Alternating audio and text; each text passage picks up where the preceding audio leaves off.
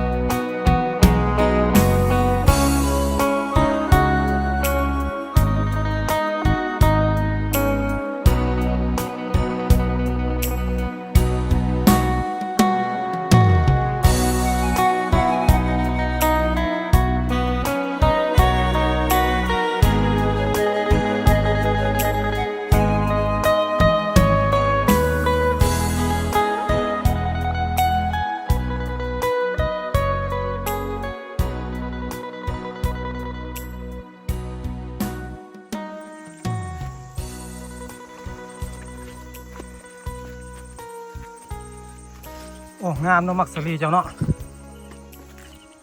งามเนาะอันนี้ขิง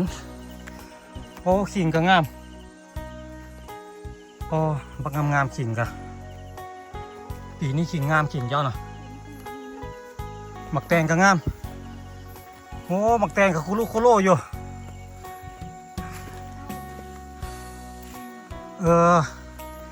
เด้มากนี่ก็รีอยู่นี่โอ้มหาสัญญาณนี่พี่น้องเลยของเจ้าได้ขึ้นไปอีกแต่เจ้าอยู่ใส่นั่งเล่นอยู่ใส่เอาอยู่นี่บ่มีเห็นบอกวันลี โอ้วันลีอยู่เทิงวัดเอาไปบุกรู้มีสัญญาณอยู่บ่โอ้ขิงงามขนาดเลยโอ้ไอหาก็เห็นงามกว่าปีกายเนาะธรรมดาประสันงามแล้วนี่งามคือเจ้าของเลย เจ้าของก็งามเจ้าของงามเลยขิงจะงามนำเนี่ยเจ้าอยู่นี่ไอ้สิขึ้นพี่ไปหาบุรีมีบ่ของเจ้ามาหาเน็ตได้ยังได้คนที่ขึ้นมานี่มีแฟนได้น้องเจียวบ่มาเพราะว่าน้องเจียวบ่มีแฟนเราก็เลยบ่มาน้องยิ่งที่บ่มาน้องยิ่งเนาะน้องเจียวมาน้องเจียวมีแฟนน้องยิ่งบ่มีก็เลยบ่มาโอ้ปู่เบ้าสุดเด้อปู่เบ้ามาเล่นโทรศัพท์พุ่นสัญญาบุรีสาเหตุที่เฮ็ดให้มีอินเทอร์เน็ตก็เพราะว่า จุดนี้มันแนมเห็นเมืองสยามบุรีพี่น้องเอ้ยเด้มันก็เลยเฮ็ดให้มีสัญญาณเนาะจุดใดที่แบบว่าบ่เห็นเมืองสยามบุรีภูบังแล้วจะบ่มีสัญญาณหมู่บ้านจะอยู่ลุ่มนี้ไฟ4-5 หลังคาฮะอันนั้นเป็นเมืองใหญ่เลยเมืองสยามบุรีปอขิงเรางามเด้บุรีเนาะบ่ได้ขี้ไล่ด้วยนี่ต้นบักใหญ่ๆโอ้สุดยอดเลยล่ะนี่เสียดายน้องมั่นบ่ปลูกปีนี่มีแต่พ่อแม่ปลูกกับน้องปีกายนี่น้องมั่นปลูกผู้เดียวเอาผู้เดียวขายผู้เดียวเราเฮ็ดโอ้เมื่อยเติบย่างมานี่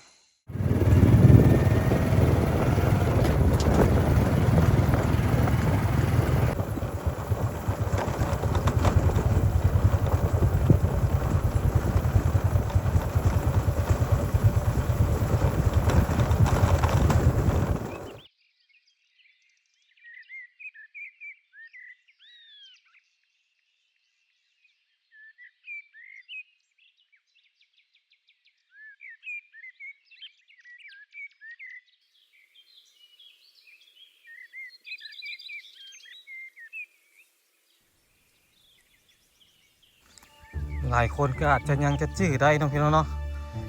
อันนี้ก็เป็นบ้านของน้องในหนูนี่ให้ตูบสวนของน้องในหนูน้องเอ้ยบ้านที่เคยมีชีวิตชีวาบ้านที่เคยมีคนอยู่อาศัยบ้านที่เป็นเปลี่ยนไปด้วยความสุขน้องพี่น้องเนาะจบบ่มีอย่างเลยพี่น้องเอ้ยเปื่อยผุพังไปตามกาลเวลาตามวิถีแม่น้องก็เดี๋ยวเพื่อนจะเล่าปัดฟังพ่อของน้องก็ออกจากคุกแล้วเด้อพ่อของน้องออกจากพ้นโทษออกมาแล้วแต่มาใช้ชีวิตอยู่เฮือนพี่น้องเลยแต่บริเฮ็ดให้เฮ็ดสวนแล้วแม่ของน้องไปเฮ็ดเวียกอยู่เวียงจันทน์เอื้อยของน้องกับไปเฮ็ดเวียกอยู่ในเมืองอายของน้องกับไปเฮ็ดเวียกอยู่บ่อแก้วพ่อของน้องก็อยู่เฮือนคนเดียวน้องในหนูก็ไปที่พอแดดเลยบุ้งไปอยู่ใส่เดียวนี่น่าจะอยู่น้ำอ้ายน้ำน้องบ่อยู่ใส่บ่เพิ่นกับบ่แน่ใจคือกันแต่ว่าได้ยินข่าวว่าอยู่น้ำพ่อว่าซะแต่ว่าบ่เห็นได้อยู่เฮือนไทม์ไลน์ก็เห็นในอยู่ในเมืองพุทธบุ้งว่าอยู่น้ำผู้ใดนี่แหละเงินที่บ่เพิ่นเคยมานะพี่น้องเนาะมาแต่เทื่อใดสิเห็นน้องเห็นแม่เห็นเอื้อยเป็นอยู่แถวนี้มีเป็ดมีไก่ขันน้องเซลมาปีนี้หก ป่าหกกลายเป็นเพียงความทรงจำเนาะพี่น้องบักหกเมื่อก่อนก็จะเป็นให้เป็นส่วนทางเข้าไปบ่อนมาบ่อนนี่ข้างไปให้ภายในก็เปื่อยเมดแล้วพี่น้องเอ้ยบนเรือยังเลยเรือแต่โค้งไม้แล้วก็เครือเกี้ยวหลังคา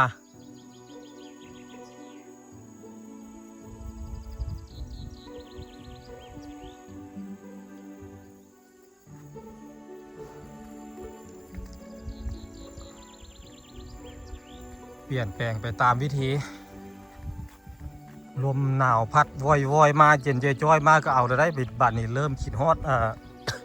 กินเก้าข้าวเดิมเลยได้บัดนี้บ่เพื่อนสมัยบ่เพื่อนอยู่ฝั่งไทยอยู่เมืองไทยเฮ็ดเวียกลมหนาวแบบนี้นี่พัดเย็นจ้อยมาแบบนี้นี่มันเฮ็ดให้เฮาเฮ็ดให้เฮาหวนคืนหลังไปแล้วไงหวนคืนบรรยากาศเก่าข้าวหลังเฮาเคยอยู่บ้านเคยอยู่เคยนอนเนาะบ่เพื่อนคิดฮอดเป็นฤดูกาลที่คิดฮอดบ้านคิดฮอดเฮือนที่สุดก็แม่นยามนี้แหละยามเดือน9 เดือน 10นี่แหละลมหนาวพัดจ้อยมานี่แหละเพื่อนบ้านหลังนี้ก็บ่มีคนอยู่พี่น้องเอ้ยอันนี้ก็เป็นงานของน้องในฝุยสมัยก่อนเขาเจ้าอยู่นี่ไงอยู่นี่เกิดอยู่นี่ลูกเขาเจ้ามี5 คนมีน้องเก้าฝุยแล้วก็ในฝุยเมื่อยฝุยเนาะเมื่อยฝุยซะก่อน แล้วจังในฝุ่ยแล้วจังเย็นฝุ่ย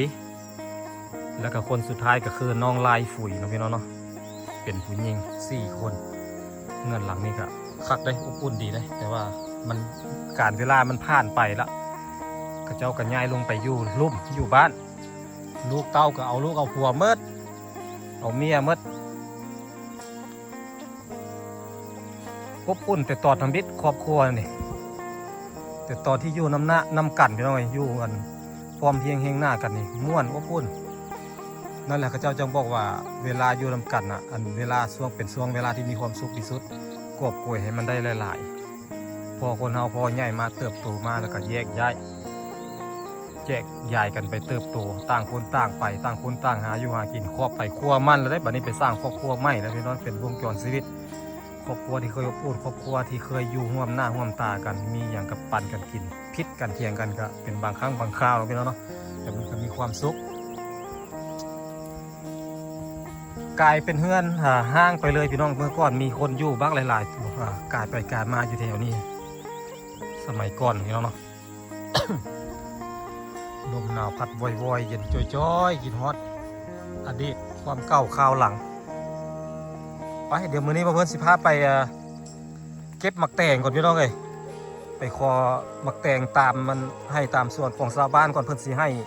อยู่บ่คันเพื่อนให้ก็สิซื้อเอาหั่นแหละเฮาก็สิบ่ได้เอาของเพื่อนละล่าดอกแต่ที่แน่นอนถ้าเขาเจ้าหั่นคือสิบ่เอาเงินนำแต่ว่าเพื่อนสิเอาให้เพราะว่าคนทางนี้เขาเจ้าหมักเต้าหมักแตงมันของปลูกของฝังมันพอได้อยู่ได้กินมันพอได้ลงทุนลงห้อนอย่างมีแต่เหือแห้งทางป้ายทางสวนพี่น้องเนาะเขาเจ้าบ่ได้ใส่ฝุ่นใส่ปุ๋ยอย่างได้ปลูกป่าไว้แล้วก็ได้กินแต่ว่าเขาเจ้าจะเป็นคนบกขี้ที่เป็นคนแบ่งปันอยู่พี่น้องไงแต่ว่าเพื่อนคงจะบ่เอาของเพื่อนละไปเบิ่งก่อนว่าสิได้หรือบ่สิมีหรือบ่นะหมักแตงใหญ่หรือยังเนาะเพื่อนเคยเว้ากับเราอยู่บ้านว่าหมักแตงเจ้าใหญ่แล้วค่อยสิไปกินเด้อแล้วบอกว่าไปแม่แล้วว่าเดี๋ยวเพื่อนสิไปเบิ่งว่ามันสิพอกินหรือยัง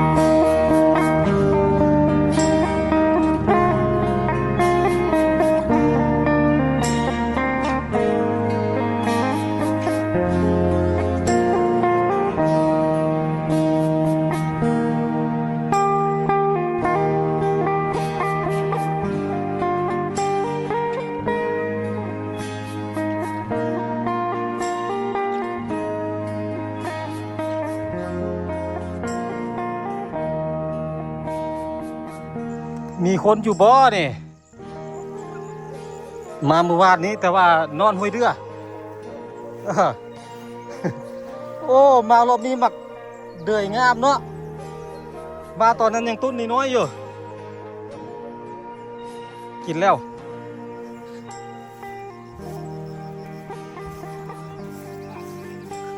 เอามาแต่ใส่ซีดหมูป้า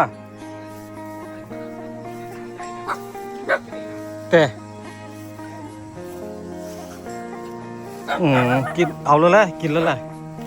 เอาไว้กินเพิ่นว่าเพิ่นสิเพิ่นชวนกินข้าวบอกซีดหมูป้าว่าซั่น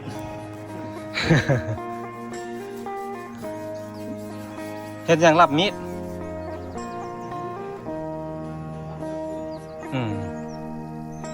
เมทัลได้สั่นไปซะละไปเฮ็ดเวียกละอยู่ทางใดมื้อนี้ไปทางป้ามักเดยบ่อนใดเจ้าเทิงนี้โอ้มักเดยเจ้างามได้ปีนี้เนาะโอ้จะปลูกมักเดยปีนี้เนาะบ่ปลูกมักสะเลเนาะ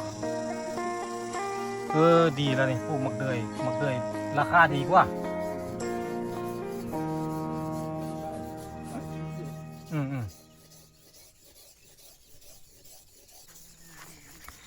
เดี๋ยวไปเบิ่งเงินให้เข้าวันบอกเพื่อนมาเดือนที่แล้วน้องพี่น้องมาตอนนั้นยังกำลังงามได้แต่ว่ายังน้อยอยู่เดี๋ยวมารอบนี้ป้ามักเดยนี่ตึ๊บเมื่อไหร่พี่น้องเลยเดี๋ยวไปเบิ่งก่อน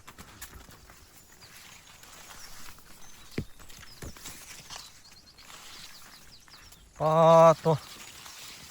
มักเดยสูงท่วมหัวละมักสาลีกำลังเก้สาลีแคมทางมักสาลอยพี่น้องไอ้บ่เป็นมักสาลีเนาะเขาจะเอิ้นมักสาลอยมันต้นน้อยเลยมันมากน้อยมากยาวนี่เด้คักเลยอันนี้มักเดยพี่น้องไอ้นี่มักเดยกำลังออกกำลังโจออกมักเดยน้อยถ้าเป็นมักเดยที่ว่าบ่เพื่อนเคยปลูกแม่เคยปลูกนี่อันนั้นเป็นมักเดยใหญ่มักเดยต้มกินพี่น้องอันนี้เอาไปต้มกินแล้วมันกินอย่างบ่ได้ดอกมันน้อยโพดมันกินยากมันก็กินได้คือกันแต่ว่ามันบกคือมักเดยใหญ่มักเดยใหญ่จะกินดีกว่าคักกว่า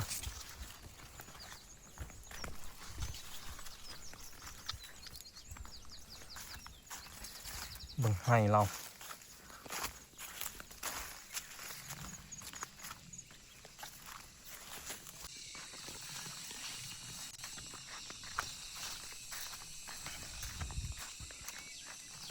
กำลังงามหมกเดย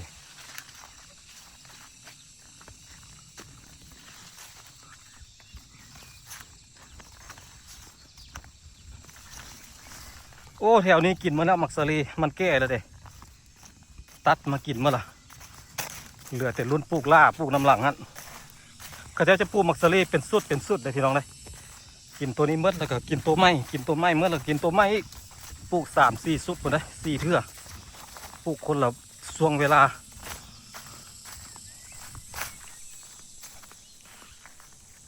มักเดยกับปลูกคนละช่วงเวลาคือกันไปปลูกพร้อมกันเมื่อนี่บ่ได้ปลูกพร้อมกันเมื่อละมันแก่พร้อมกันแล้วเอาบ่ทันเฮ็ดน้ำบ่ทันต้องปลูกห่างกันเป็นเดือนพุ่นได้เป็นเดือนหรือว่า15 มื้อห่างกันมาเบิ่งให้เข้าเรากันแล้วก็เบิ่งหมักแตงถ้ามีหมักแตงก็บอกเก็บเอาเราเด้อหมักแตงแล้ววะแต่ว่าเบิ่งช่วงคือสิยังบ่ออกหมักแตงมันยังอ่อนอยู่ต้นยังน้อยอยู่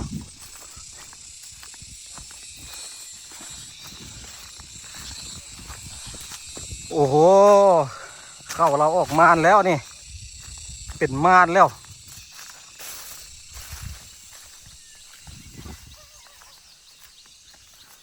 สีออกเลยได้นี่เข้านี่โอ้โหกำลังงาม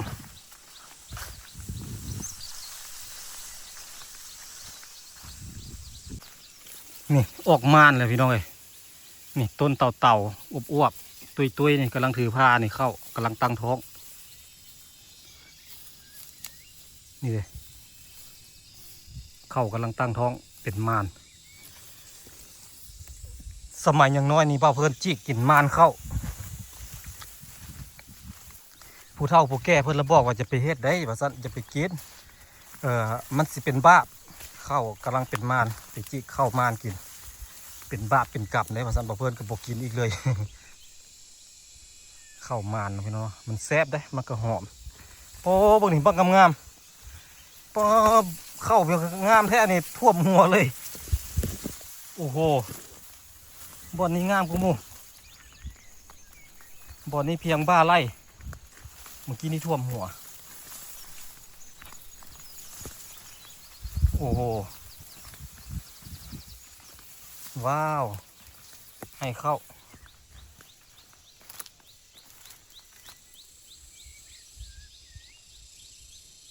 ตอนนี้เพื่อนอยู่ที่ดงให้เข้า โอ้เครือมักแต่งบุเห็นเลยพี่ต้องเลยเราบอกว่าเราตัดทิ่มน้ำแด่เพราะว่ามันไปเกาะต้นข้าวแล้วมันล้มมันเห็นในข้าวล้มเห็นในข้าวล้มแล้วก็เลยต้องตัดออกแล้ว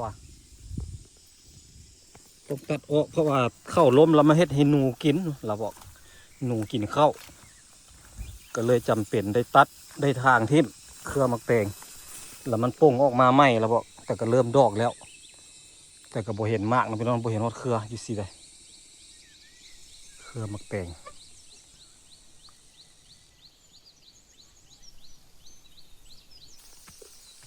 บ่มีมักแตง บ่เห็นเครือมักแตงเลยแล้วบอกว่าเราตัดทิพย์มันป่งออกมาไหมแล้วแต่ก็ยากดอกพี่น้องเดี๋ยวไปเบิ้งข้างหน้าบางเทื่อมีเทื่อได้กินเนาะมักแตงยามนี้ได้กินอยู่ดอกเมื่อวานนี่ก็จนเบื่อเพื่อนเบื่อมักแตง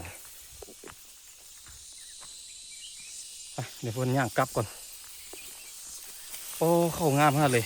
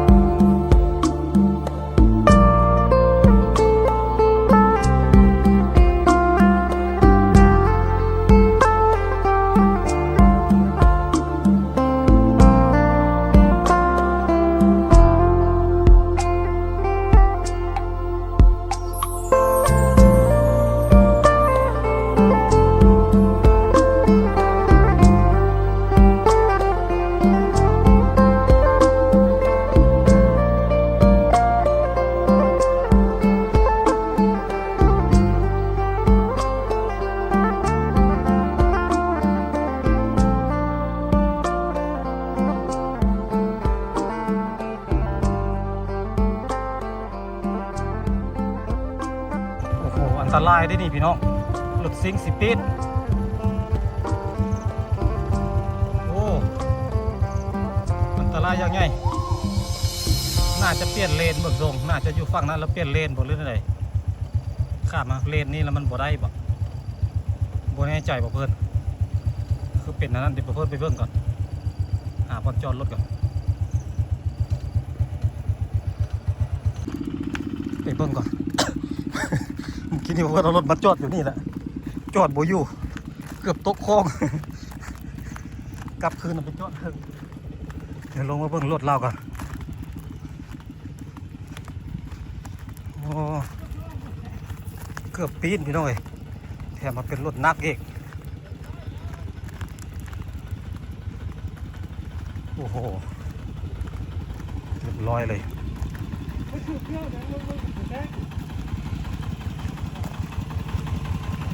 จะมาฝั่งนี้แต่จะมาข้างนี้มันเกี้ยวลงมาพี่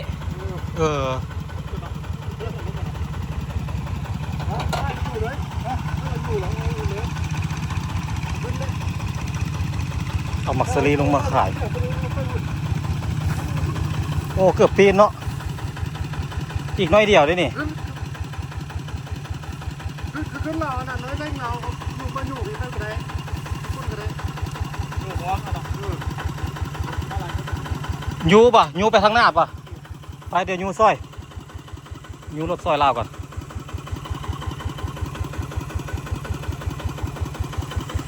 อ๋อนักเกิบได้นี่สลี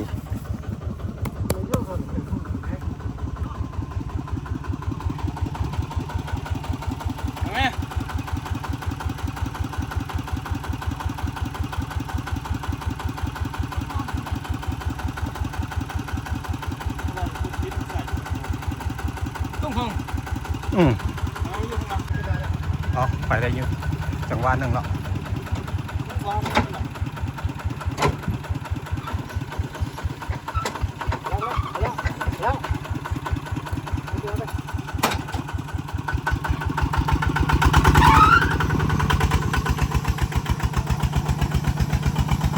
เรียบร้อยป่ะเนี่ยโอ้อันตราย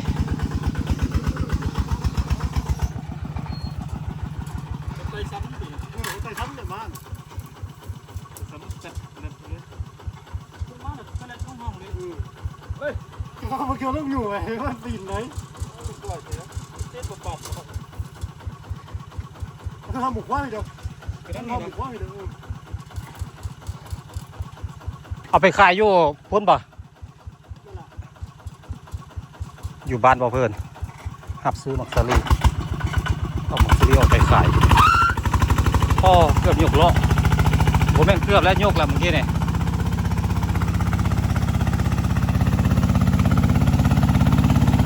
โอ้เสี่ยวพี่น้องเลยขับรถซิ่งนี่ก็เสี่ยงได้มีคนรถซิ่งปีนทับถึงขั้นตุยเย่หลายคนแล้วได้พี่น้องเป็นครอบครัวก็มีนะบ้านบ่เพื่อนนี่ก็มีเคสนั่นตายไป2 คนตุยไป2 คนแล้วก็เจ็บหลายเติบเจ็บน้ำรถซิ่งไงโอ้อันตรายยังไงมันนักนำได้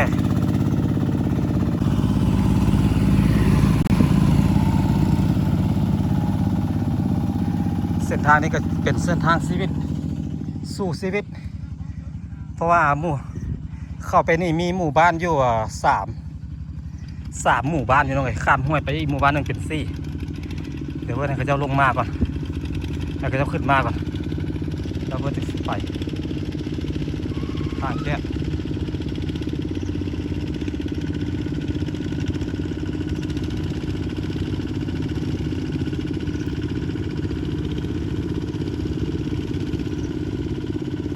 เมื่อกี้นี้เราไต่สัตว์รถมันก็เลยตกล่องนี่รอบนี้แหละบอกให้เพื่อนหมู่เพื่อนมาตามคลองเก่าเลยมันคงเป็นอย่างว่าซะมาคลองเก่า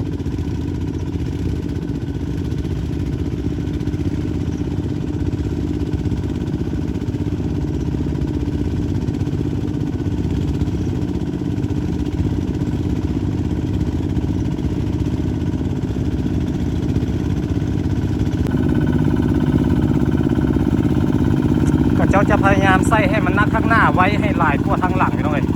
เพราะว่าทางหน้านี่สำคัญมันมักยกล้อมันรถขึ้นภูเลยต้องให้หน้านักไว้ก่อน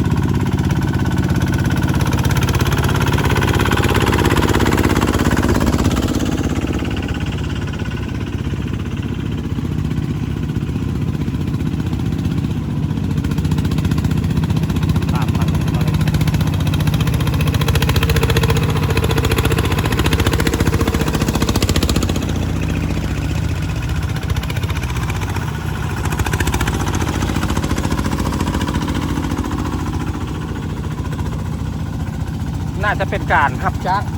บ่แม่นของเจ้าของเดียวดอกน่าจะเป็นแบบว่ากระเจ้ารับจ้างพี่น้องเอ้ยเอาเที่ยวละสมมติว่ามากสาลีราคา3,000กีบกระเจ้าก็จะเอาเอาเท่าไหร่วะเอา1,000กีบ ค่าจ้างเนาะต่อกิโลได้กิโลละ1,000กีบต่อ1,000กีบพี่น้องว่า1,000 กิโลต่อ1,000กีบกับ 1,000 กิโลกับผู้ดีล้านกีบเที่ยวละล้านแม่นบ่น่าจะเร็วละ500บ่แม่นดอกล้านกีบมันหลายเกินไปพี่น้องน่าจะประมาณเที่ยวละ500กีบนี่แหละไว้บ่แม่นน่าจะโลละ500กีบโอ้ยว่าผิดว่าถูกโลละ500กีบก็ตกอยู่ประมาณ500,000เนาะ1ต้นเนาะถ้าเกิดว่าเขาเจ้าใส่ในรถซิ่งมันเกินต้นเด้เกิน1ตันเด้น่าจะประมาณเกือบ2ตันพุ่นแหละเขาเจ้าก็ได้ไปเลยพี่น้องค่าต่างมักซาลีเจ้าของรถทำมีเจ้าของให้ทำมีรถก็แก้ไปนำแต่ถ้าบ่มีก็ส่วนหลายเขาเจ้าจะปลูกแล้วก็ปิดมาแล้วก็จ้างคนส่งคนหับส่งมักซาลีเนาะเอาไปขายออกไปขายระยะทางก็เกือบ30 กิโลพี่น้องบ่แม่นไกลๆพี่เลือกอีกเลยได้ถนนก็บ่แม่นถนนทางตรงเลย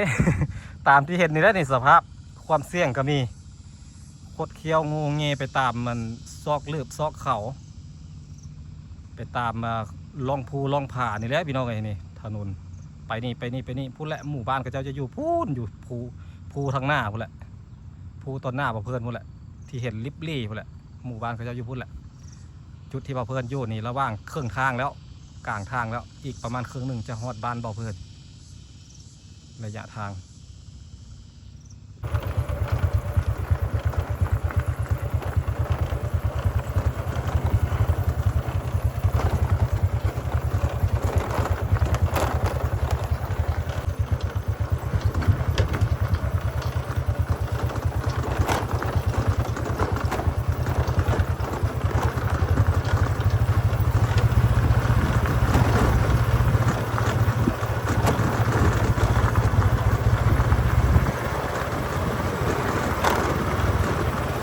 โอ้ที่ว่าลืมเอาเงินให้เจ้าโอเคว่าโจ อันนั้นฮะค่าอันนั้นฮะมัน30 บาทหั่น31ก็ย่าดอกลืมแล้วก็ย่ามือแม่นฟังเราลืมเอาเงินให้มือหน้าก่อนก็ได้โอ้มันก็กินแล้วมันอยู่ใกล้ป้ามันอยู่ใกล้ทางถ้ากระเจ็บนี่คือบักดีๆเจ้าว่ะอ้าวได้ตัดออกเลยเต้ตัดเอาแต่หมูกินอันเนี้ยต่อไปให้หมูกินเพราะว่ามันใช้การบ่ได้แล้วเจ้าว่ะเอาไปขายเขาสิเว้าหิงหัวเนาะบ่ได้ เอาไปขายแล้วบ่เป็นเม็ดเป็นหน่วยมันต้องเอาดีๆโอ้ห่วงแท้ว้าวของเฮาส่วนเฮานี่ใหญ่กว่าหมูแหละงามดินี่มักสลีเจ้านี่เนาะห่วงใหญ่ห่วงยาวเจ้าอ๋อสิได้แต่ปลูกบ่หมดนั่นแหละห่วงใหญ่ห่วงยาวต้นละมาก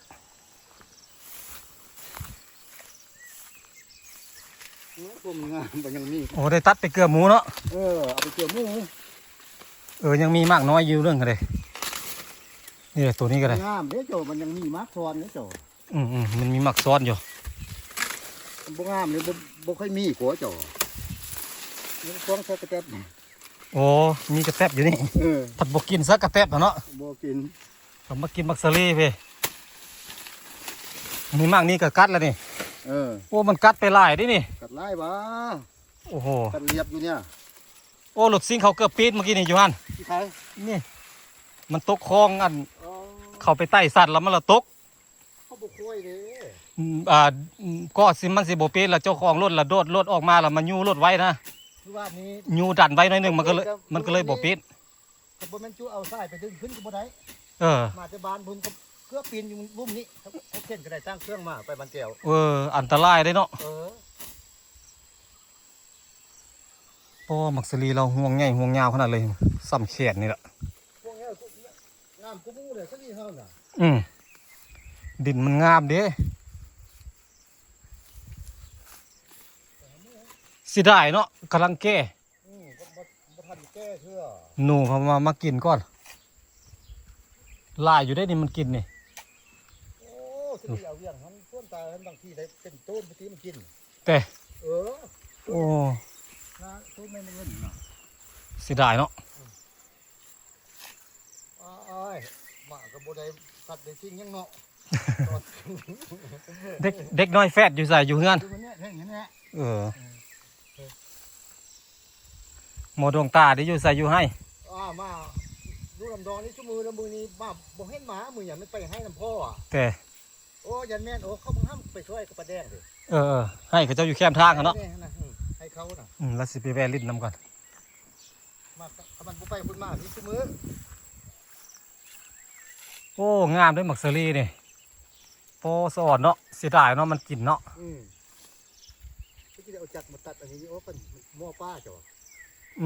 มันกินแต่นี้เนี่ยจ้ะ มันก็กินแต่แคมทางนี่แหละกินนี่ก็เหลือเฟือละ มันพอบอกกินได้อันมากได้มากนึงมันพอไปกินอันกินน้อยนึงแล้วพัดหนีกินน้อยนึงแล้วพัดหนีไปกินมากไหม มันบ่แม่นห่วงน้อยๆโกจ้ะ ใช่ ห่วงได้เหรอ นี่คือมันกินซ้ำนี้แล้วไปกินต้นไม้นี่ กินพอมันเสียให้นะ มันพอบอกกินให้เมดซะกินให้เมดกินให้เอ็มแล้วก็หนีก็ยังว่าใคร ได้กินมากินบ่อนละคำสองคำละไปคำสองคำละไป ที่ห่วงห้างห่วงมันก็ได้โลนึงแล้วเจ้บ่ว่าซำว่า ประมาณ4เนาะ เออ สี่มากก็ได้โลเลยได้นี่มักสลีเรานี่